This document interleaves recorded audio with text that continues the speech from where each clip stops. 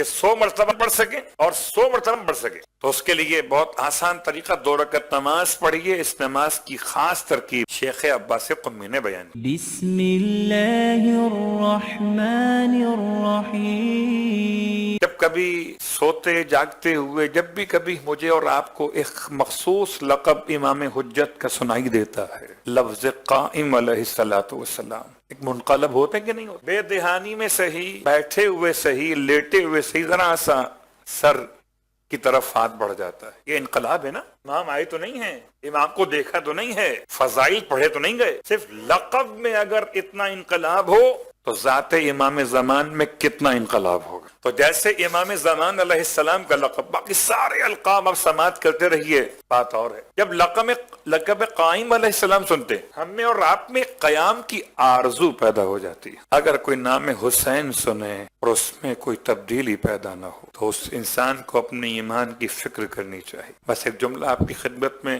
ابتدائی مجلس میں تمہید کے طور پہ پڑھ رہا ہوں۔ حضرت آدم علیہ السلام جب آپ نے پیشانی عرش پر پنجتن کے ناموں کا مشاہدہ فرمایا تو سارے ناموں میں سے ایک نام ایسا تھا کہ جس کو جب آپ نے پڑھا تو رقت قلب محسوس ہوئی، اور اتنا واضح فرق محسوس ہوا کہ یہ فرق آپ نے بالآخر جبرائیل امین سے پوچھ لیا۔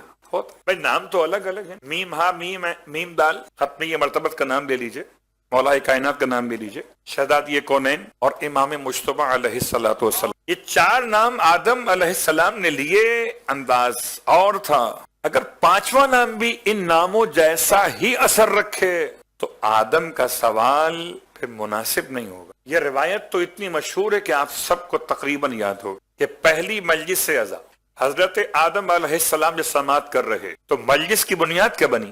صرف نام حسین، مصائب حسین نہیں، نام حسین۔ اور جب جناب آدم علیہ السلام جبرائیل امین سے سوال کیا کہ آخری جبرائیل، یہ کیا اس نام میں خاص احساس ہے جو باقی 4 ناموں کے اندر نہیں ہے؟ ہاں، وہ 4 ناموں کے احساس الگ الگ ہیں، اس کا احساس مختلف ہے کہ مجھ جیسے پہلے بشر کو بھی رقت قلب محسوس ہوتی ہے۔ یہ پہلا بشر ہے، رونا اور ہنسنا دونوں صفات بشر ہی ہیں، یہ پہلا بشر ہے۔ نہ آپ سے پہلے کوئی بشر رویا، نہ آپ سے پہلے کوئی بشر مسکرایا۔ حضرت آدم پہلے بشر ہیں، ابو البشر ہیں۔ اب مسکرائیں گے تو بھی صفت بنے گی اور روئیں گے تو بھی صفت بنے گی۔ حضرت آدم علیہ السلام کا سوال اور جبریل امین علیہ السلام کا جواب، آپ فرما دیتے کہ جی آدم، یہ تو آپ کے دل کی بات ہے، ایسے ہی آپ کو محسوس ہوا ہے، سب نام برابر پنجتن ہیں، نام مصطفیٰ لیجئے، نام مرتضیٰ لیجئے، نام سیدہ لیجئے، نام مجتبیٰ لیجئے، سب برابر۔ تو کبھی کبھی آپ سماعت فرماتے ہیں کہ انا اولنا محمد، اللہ کے حبیب کا فرمان، وانا اوسطنا محمد وانا آخرنا محمد وانا کلنا محمد، ہم سب کے سب برابر ہیں، سب کے سب برابر ہیں، مگر نام میں ایک فرق ہے۔ اللہ اکبر۔ جناب جبریل امین نے حضرت آدم کے سوال پر پورا واقع کربلا پڑھا۔ میں اس لیے آپ کو یہاں تک لے کر آیا کہ السلام علی الحسین وعلی علی ابن الحسین۔ کل بہت اچھا سوال کسی مومن نے مجھ سے کس بات پڑھی، محمد وعلی محمد۔ اس سے پہلے ہم وضاحت کر چکے تھے، مگر پھر یہ سوال شاید اس مومن نے اس دن سماعت نہ کیا ہو، سوال کیا گیا، اور کیونکہ عنوان بھی ہمارا یہی والا ہے، شہزادے علی اکبر کی شخصیت کو بیان کرنے کے لیے میں اس ممبر سے آپ تمام صاحبان ایمان کو وسیلہ بناتے ہو علم کی خیرات مانگ رہا کہ شہزادے علی اکبر کے فضائل و مناقب بیان کر سکوں۔ یقیناً جتنا بڑا مقام ہے اتنا بڑا بیان ہمارے درمیان ہوا نہیں ہے، تو بڑی ہمت کوشش کرنے کے بعد لفظ علی ابن الحسین پر کہ زیارت عاشورہ ایک معروفہ اور ایک زیارت عاشورہ غیر معروفہ۔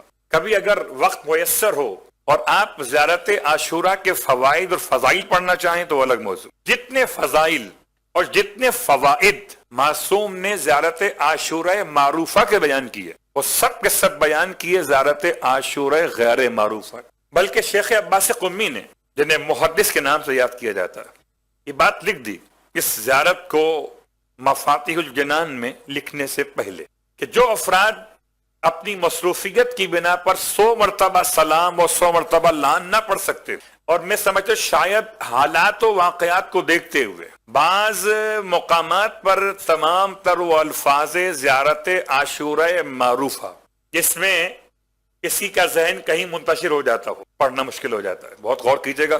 تو اب کبھی کبھی انسان یہ سوچ کے زیارت عاشورہ چھوڑ دے، کیسے پڑھوں، کوئی پوچھ لے گا کہ کیا مراد، پہلا کون، دوسرا کون، تیسرا کون، حالانکہ تیسرے کے بعد چوتھا بھی ہے، صلوات پڑھے محمد والے۔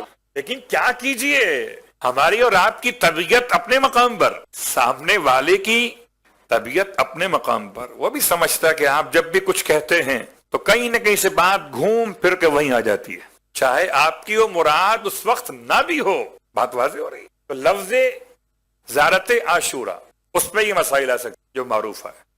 تو زیارت عاشورہ غیر معروف پڑھی ہے، جن مقامات پر آپ کے مسائل یا جن مقامات پہ آپ سمجھتے ہیں کہ آپ وقت نہیں دے پائیں گے کہ 100 مرتبہ لعن پڑھ سکیں اور 100 مرتبہ سلام پڑھ سکیں، تو اس کے لیے بہت آسان طریقہ 2 رکعت نماز پڑھیے۔ اس نماز کی خاص ترکیب شیخ عباس قمی نے بیان۔ اب یہ ایک پوری بحث ہے کہ زیارت عاشورہ سے نماز پہلے پڑھی جاتی ہے کہ بعد میں پڑھی جاتی ہے، وہ الگ موضوع۔ بعض علماء کہتے ہیں کہ اگر انسان کربلا معلّہ میں ہو اور امام علیہ السلام کی ذریعہ مقدس کے سامنے کھڑے ہو کے پڑھے تو سلام پہلے پڑھے، نماز بعد۔ اور اگر کہیں دور دراز کے مقام سے امام کو سلام کرتا ہو تو نماز پہلے پڑھے، سلام بعد میں پڑھے۔ لیکن اس زیارت کے لیے 2 رکعت نماز، اور خاص طریقہ بیان ہوا کہ دونوں رکعتوں میں الحمد کے بعد سورہ اخلاص ایک مرتبہ پڑھ لیا جائے، بہت آسان ہے۔ 2 رکعت نماز زیارت عاشورہ غیر معروفہ کے پڑھنے سے پہلے۔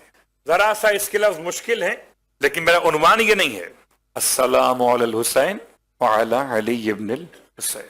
اس زیارت میں خاص طور سے السلام علی الحسین الشہید، اور پھر الفاظ استعمال ہوئے والسلام علیک یا علی ابن الحسین الشہید۔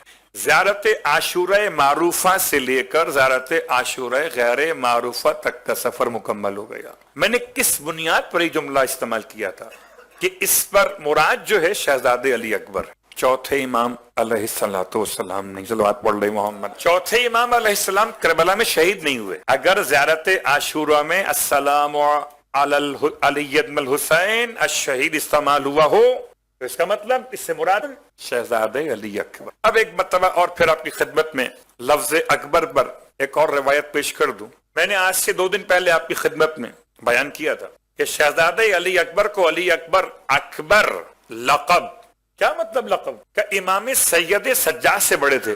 جب عبید اللہ ابن زیاد ملعون نے امام سید سجاد کو زندہ دیکھا تو اس نے اپنے زبان نجس سے ہی جملہ کہہ دی کہ کیا خدا نے علی ابن الحسین کو قتل نہیں کیا؟ میں نقل کفر کر رہا۔ امام علیہ السلام نے بڑے حلم اور ضبط کا مظاہرہ کرتے ہوئے اس کے اس جملے کا جواب دیا، جو روایت کا جملہ کہ کتنا بڑے، صلوات پڑھے محمد والے، اور نہ ہمارے بلکہ عظمت شہزادے علی اکبر تک پہنچانے کا ایک ذریعہ بن جانا ہے۔ شہزادے علی اکبر کی ولادت باسعادت 33 سن ہجرہ اور امام سید سجاد علیہ السلام کی 2 اعتبارات ہیں، یا 36 سن ہجرہ اور یا 38 سن ہجرہ۔ مولائے کائنات کا زمانہ مقدس چوتھے امام نے پایا 4 سال یا 2 سال۔